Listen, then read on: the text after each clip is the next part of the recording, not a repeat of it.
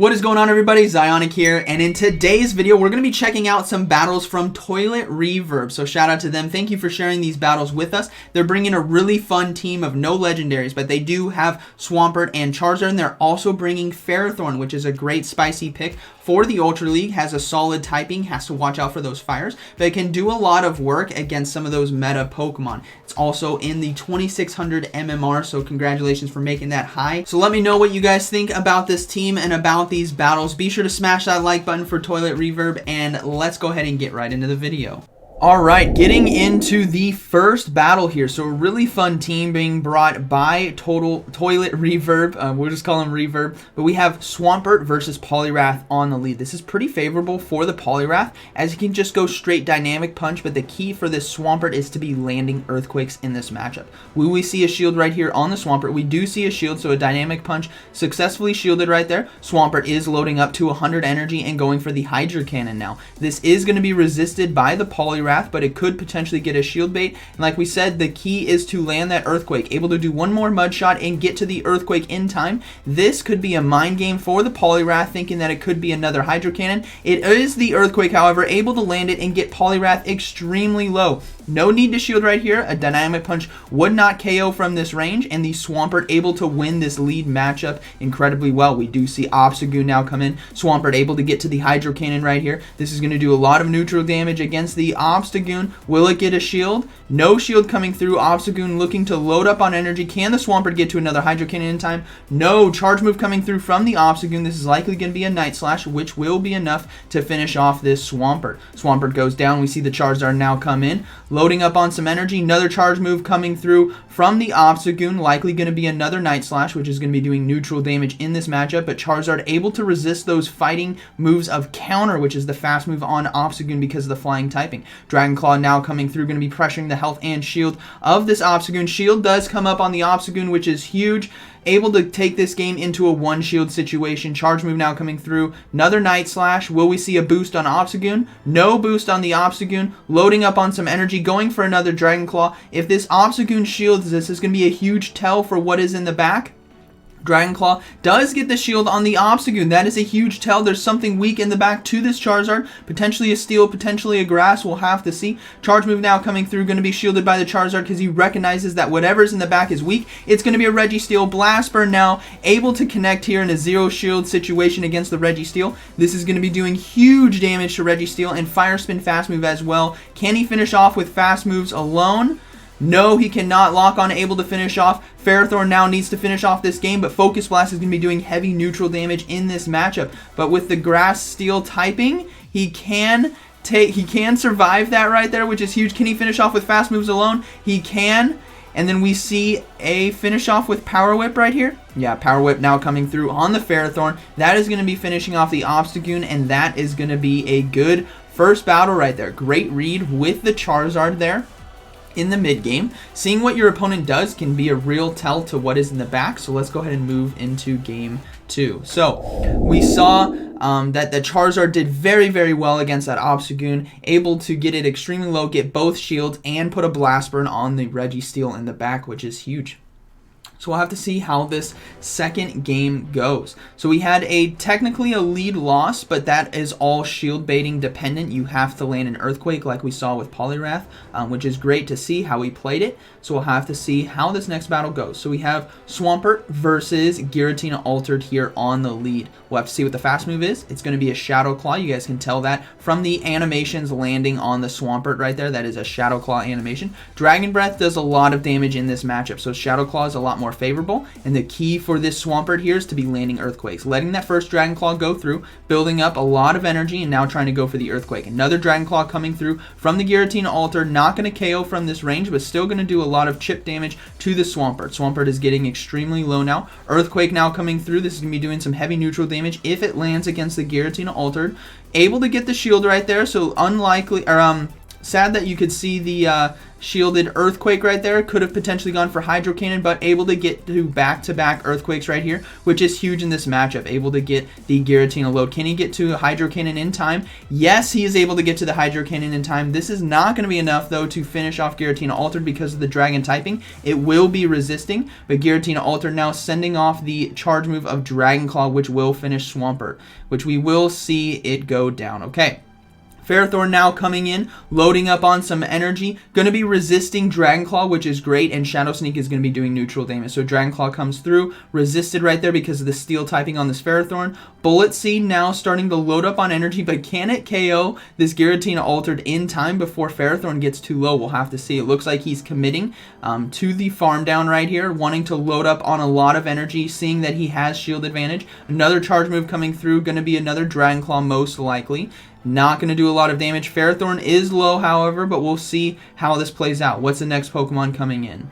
It's going to be a Lapras. Oh no, that is a huge tell, guys. If a Lapras comes in, that means whatever's in the back is not going to do a lot because it's probably going to be a Swampert right here. So another 2 Power Whips back to back, going to be doing super effective damage against the Lapras because of that water typing. And able to finish off Lapras right away. Charge move now coming through. Are they going to let this go through? They're going to shield it right here. They're risking it for the biscuit. Seeing a read that something in the back is weak. It's going to be a Clefable.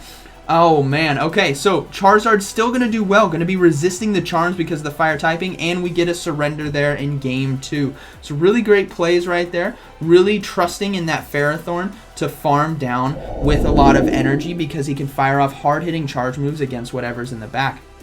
Like we saw, if that Clefable came in, a Flash Cannon would have destroyed the Clefable. So Ferrothorn proving to be very strong right now in the backline of this Ultra League meta. So we have Swampert versus Cresselia here on the lead. Tough matchup on the lead because you have to watch out for that Grass Knot right here. Moonblast and Future Sight will still be doing a decent amount of damage, but you have to watch out for Grass Knot. No shield coming through. They're going to risk it for the biscuit on this one. It's going to be a Moonblast, which is a tell that this is a Future Sight. Oh no, the attack debuff on the Swampert. That is critical in this matchup because he's not going to be doing as much damage with these Hydro Cannons to a Cresselia. Cresselia is very, very bulky, and the second it gets an attack debuff on its opponent, is able to survive longer because the attacks won't be doing as much damage. Hydro Cannon now coming through, going to get Cresselia to 50% HP. We have a third Hydro Cannon coming through. The energy gain on this Swampert is incredible because of the Mud Shot as a fast move. Able to get Cresselia extremely low. Charge move now coming through from the Cresselia. Is this going to be another Moonblast? It's not going to KO. It's going to be a Grass Knot. Able to take out the Swampert right there. That was crazy. Okay, so here we go. The Cresselia with the Mind Games going for Moonblast first and then the Grass Knot. Moonblast now coming through, going to be resisted by the Ferrothorn right here. Ferrothorn sitting in a really good spot to gain a lot of energy. We know the moveset here. Moonblast, Grass Knot, both will be resisted by this Ferrothorn, so it can control how much energy it wants to come out of this battle with. Power Whip now coming through. Going to be finishing off Cresselia. We're going to see a Escavalier in the back. Oh, man. Looking to switch to Charizard. Charizard's going to start chunking with his fast moves. Escavalier has to get out of there. Giratina Altered now coming in, but this is a Dragon Breath variant. Dragon Claw will still be doing a lot of damage. Shield coming up on the Charizard. This Charizard has to get some more damage on that Escavalier in the back because Ferrothorn's going to be weak to the Drill Run. So Dragon Claw now coming through, going to be pressuring the health and shields of this Giratina Altered. No shield coming through, able to get to another Dragon Claw in time. Maybe they can stall out the timer, keep some health here on the Charizard. Looking to go for more Dragon Claws right here. We'll see another charge move coming through on the Giratina Altered. Gonna shield again on Charizard. I think the play right here is to keep Charizard alive as long as he can. Get that switch timer back up. Going for another Dragon Claw. Gonna be pressuring the shield here on Giratina Altered, and the switch timer is gonna be up so he can instantly swap into the Ferrothorn. He is gonna instantly swap. Going straight for the Flash Cannon right here. This is gonna be KOing from the range if it goes unshielded from Giratina Altered. It gets the second shield. All shields are down. We see the swap now into Escavalier going straight for the Flash Cannon right here. Charge move now coming through from Escavalier. This is likely going to be the Drill Run, which will be doing neutral in this matchup. Drill Run able to finish off the Ferrothorn. We see Charizard now coming in. Another charge move coming through. Going to be the Drill Run, but it's going to be neutral because of the Fire Flying typing. Can Charizard survive? It's going to be an Acid Spray. Oh no. Okay, able to finish off with fast moves alone. Able to finish off right there. Charizard has charge move. Dragon Claw now coming through, but he goes down to Dragon Breath. Oh, what a tough match. He had that battle.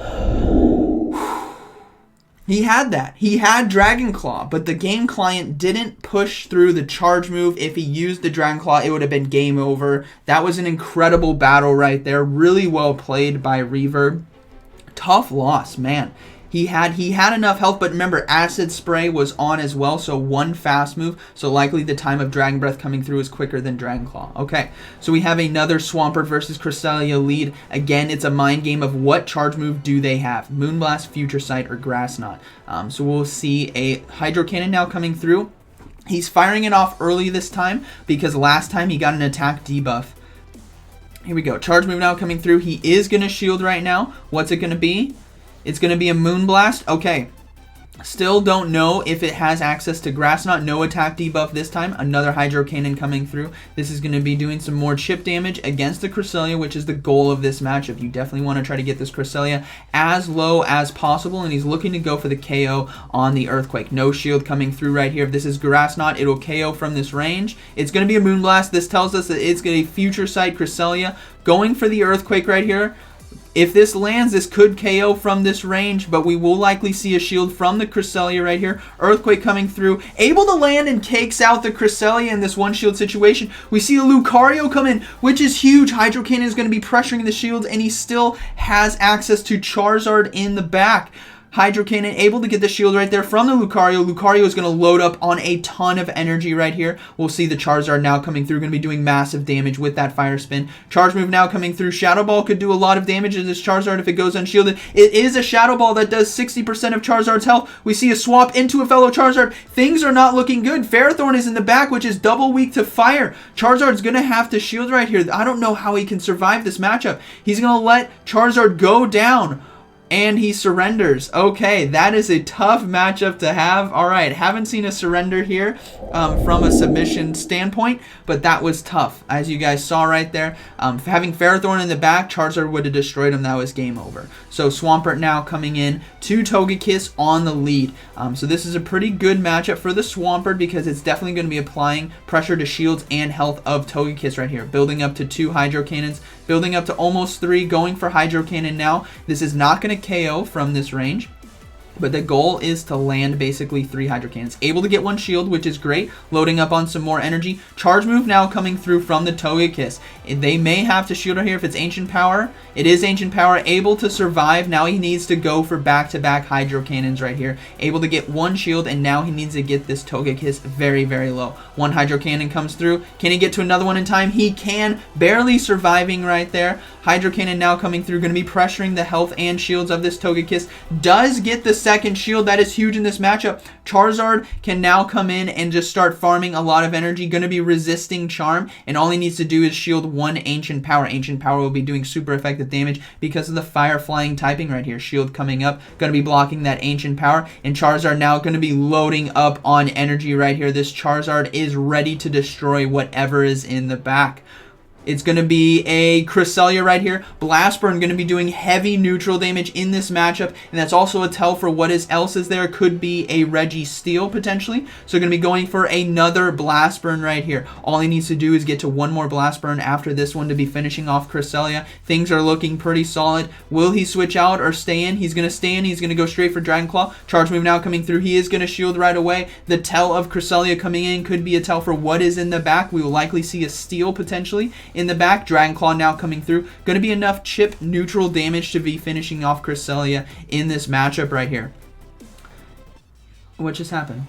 Oh, his opponent surrendered. Okay. All right. So we got a surrender from Reverb side and a surrender from the opponent's side. So that was a good set right there. Able to go I think 3-2 in the set, but we saw that he had Dragon Claw ready. Able to get Scrafty as well. Great showcase there by ToiletReverb of this team. We saw that there's a lot of trouble when you face Charizards in the back because Ferrothorn's double weakness to fire. But overall, he did really well. I think he should have won the game of that Giratina altered where he had the Dragon Claw ready to go, but he went down to a fast move before he could get it off. So I think that should have been a win there. So this would have been a 4-1 set. But overall, I think it was a strong showing. We know Swampert and Charizard are very good, but it was great to see Ferrothorn's capabilities. And then what I saw is that it has the capability when Pokemon are low that it resists the charge moves from. It can farm down with that Bullet Seed, get a lot of stored energy to fire off hard-hitting moves for whatever's in the back. So ToiletReverb, thank you for sharing these battles with us. Let me know down in the comments what you guys think about these teams, thought about the battles, and like always, thank you for watching, and I'll see you in the next one.